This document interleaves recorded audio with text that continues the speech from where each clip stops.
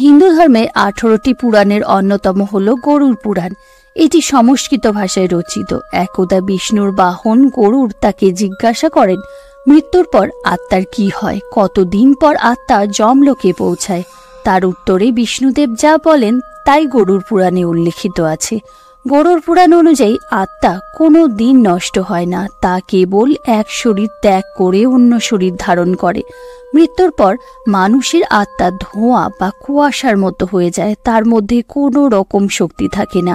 সেই আত্মাকে যমদূতেরা 24 ঘন্টার জন্য যমলোকে নিয়ে যায়। এই সময় তাকে দেখানো হয় সে সারা জীবনে কতটা পরিমাণ পাপ ও পুণ্য করেছে।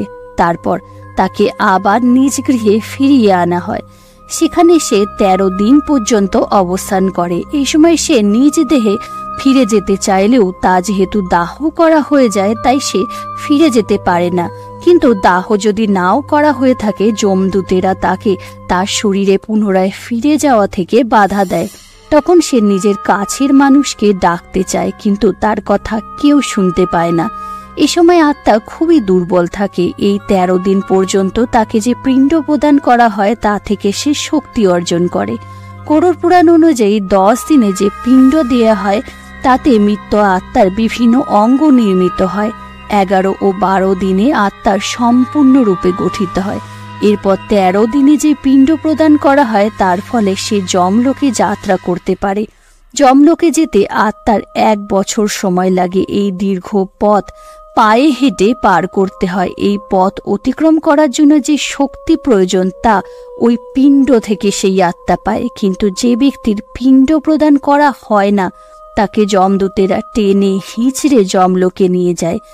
এই 13 ভরির দিন যদি 13 জন ব্রাহ্মণকে ভোজন করানো হয় তাহলে প্রেতাত্মা যমলোকে যাওয়ার পথ সুগম হয়। এই 13 দিন পর যমলোকে ফিরে যাওয়ার পথে আত্মাকে প্রথমে বৈতরণী নদী পার করতে হয়। এই নদী পেরোতে সময় লাগে 47 দিন। এই বৈতরণী নদী 100 যোজক পর্যন্ত বিস্তৃত এবং যমলোক থেকে 86,000 যোজক দূরে অবস্থিত। এই বৈতরণী নদীতে নানা রকম ভয়ঙ্কর জীবজন্তুরা থাকে এবং এর জল রক্ত ও পুঁজে ভর্তি।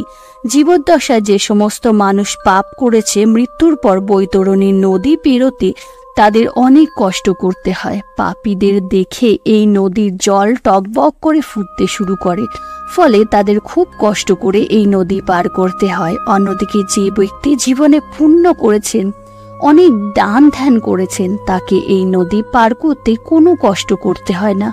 পুণ্যবান আত্মাকে দেখলে বৈতরণী নদী শান্ত হয়ে যায়। তারপর যমদূতেরা সেই আত্মাকে সামান্যতম মূল্যে নৌকায় বসিয়ে এই নদী পার করিয়ে দেয়।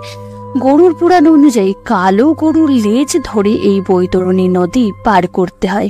এইভাবে যখন আত্মা যমলোকে পৌঁছায় তখন তার কর্মের ওপর ভিত্তি করে তার বিচার হয়। বিচারের পর পুণ্য আত্মার স্বর্গ লাভ করে এবং পাপী আত্মার স্থান হয় নরকে।